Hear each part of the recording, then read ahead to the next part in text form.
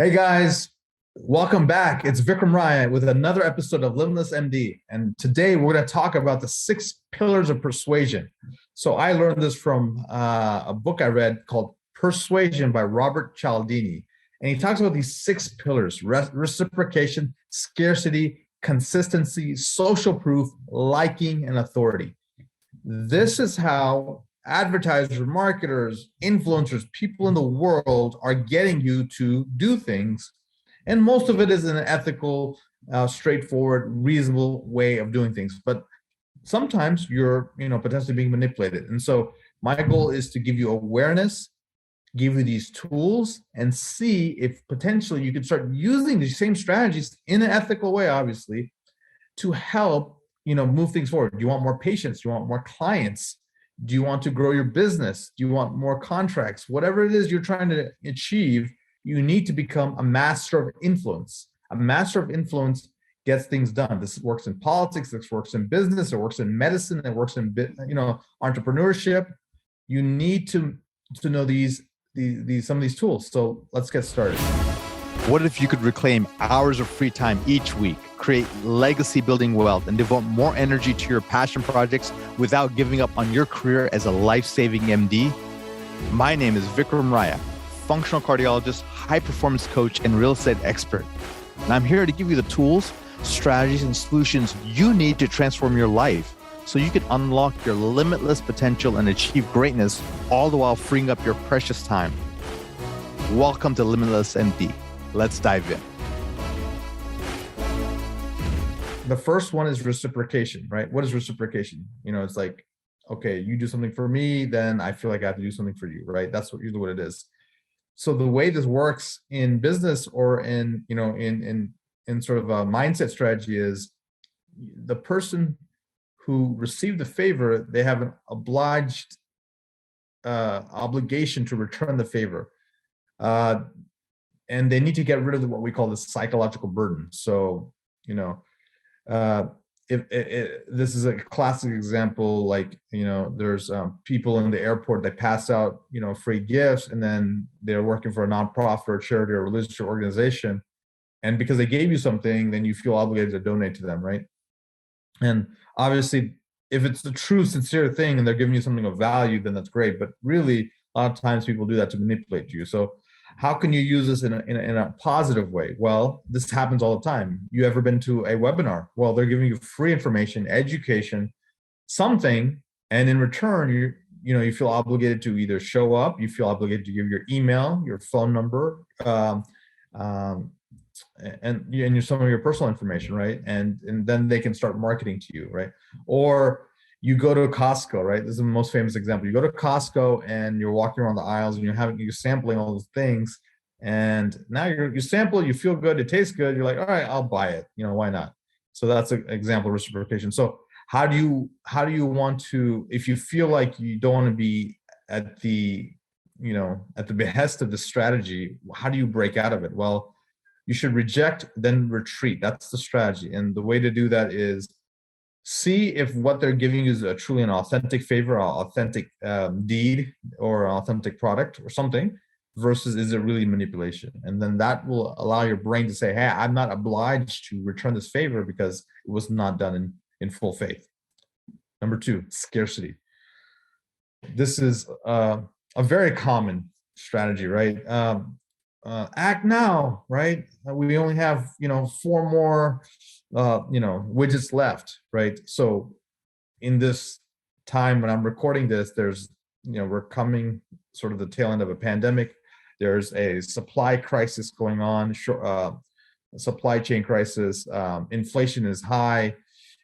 Products manufacturing is down. There's also a geopolitical strife in Europe.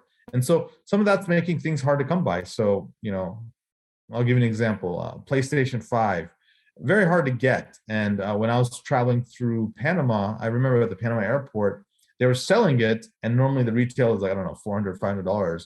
They're selling for $1,500. And people were like fighting to grab those things. I know Rolexes and luxury watches are in high demand. There's scarcity. And hence that's driving demand up and pricing up. um, cars right now, a used car is sometimes worth the same as a new car, right? Usually cars are a depreciating value, but because chips are manufacturing is down, and some of the other supply chains are impinging on production, this is not allowing enough supply to come to the market, and the demand is still staying pretty high. So this is a typical example. Well, also, like, you have a membership, you have a coaching, you have a, maybe you're a concierge practice and you only take, 1,000 patients a year. And, you can just say, hey, look, prices are going up, but I can only take 1,000 patients. Join now before prices go up or something. So the actual definition is something hard to obtain and it triggers a buying behavior. And this is obviously due to recent decreased availability and competition. So another variation of this is called the Romeo and Juliet effect, right? So you forbid something, you tell someone they can't do it, and automatically people will want to do it. Like example is prohibition and banning alcohol. So the antidote to this is, do you really want the item in question, or are you just having a rational wish to possess it?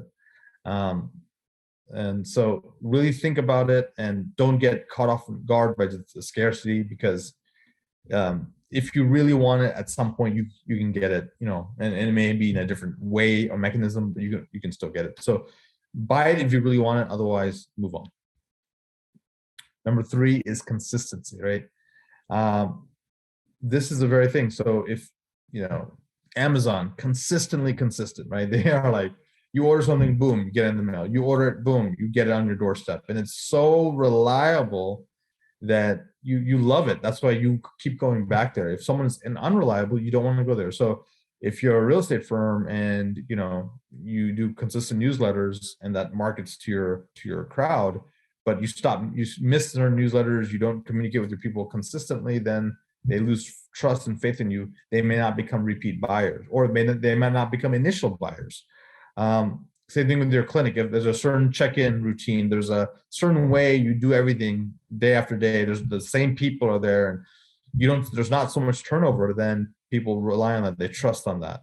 So people seek to be consistent with their commitments. And so another thing is also there's a value ladder in, like, if you're an influencer, for example. So let's say you have a low-cost free book or low-cost course, maybe it's $7.99, or a book costs $15, right? But then if you want to come to your online course, it's $1,200, and then if they want one-on-one coaching, it's $10,000 or $15,000, right?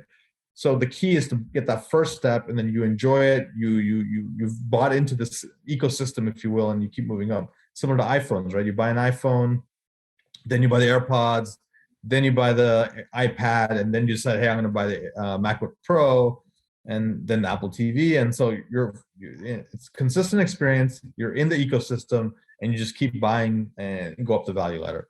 So again, people seek to be consistent with their commitments, and people can start with small, inexpensive purchases. Low ball, they create excitement, and then a change as the increase in prices. So the question is, you have to be careful in your first step in the sales process, and really know the true price of what you want to buy. Make sure you really believe in the product, believe in the services offered, and then you can move forward. Okay, number 4 is social proof. This is why testimonials are so prevalent. We see testimonials, we see videos, we see ratings and reviews. There's a thing called Trustpilot. There's, for doctors, it's called health grades. In different industries, it's called different things. But having all of that there helps make me want to buy. Sometimes there's certifications. People put a random badge on the website saying, "Hey, I'm certified." Or there's a media block, right? They say like, "Oh, CNN and Forbes magazine and Business Insider," or whatever. So all these things that are like, "Oh man, these guys must be good. They've been on these things," or they've been on a morning news program, like a breakfast television. And that just makes you want to trust that person. Oh, I've been on Oprah. Oh, great. Oh, look, I wrote a book, and I have this famous person writing the foreword to my book.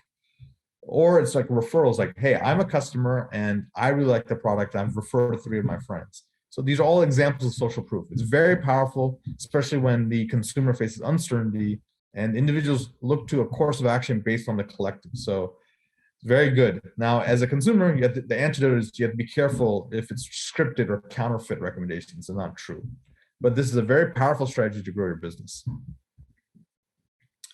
Likable, right? This is another strategy. So we are basically compliant with people we like, who are attractive. They have sort of a halo effect. So if there's an attractive salesperson, right, that's why, drug representatives, they try to find people who are attractive because they're people you want to talk to. They're very charismatic. They're easy to speak with. Car salesmen, they dress well. The salespeople, they have a pleasant tone, a timbre to their voice. All of that is very important.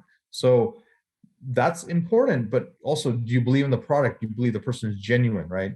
And be careful if you immediately fall on, attracted to someone in a short period of time without really understanding if there's any substance there. So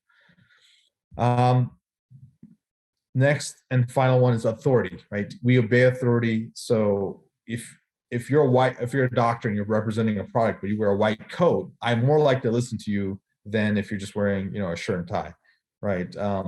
People who have a clipboard, people who, are on a higher level on a stand, they have a MD, a JD, an MBA, if they have a title, CEO, COO, CFO, or they have a New York Times bestselling author.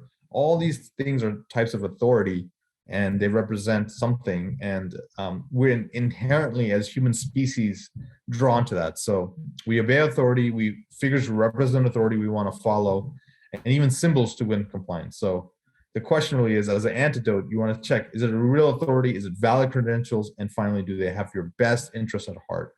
But another valuable strategy, if you're in business, if you're in medicine, if you're in consulting and other strategies, you want to use these 6 strategies by Robert Cialdini: reciprocation, scarcity, consistency, social proof, liking, and authority. Another good example of how to use this is also in capital raising. If you want to need to raise capital for whatever reason, these are the same strategies. Okay, guys, I hope that helps, and I'll catch you on the next podcast, and continue to be phenomenal.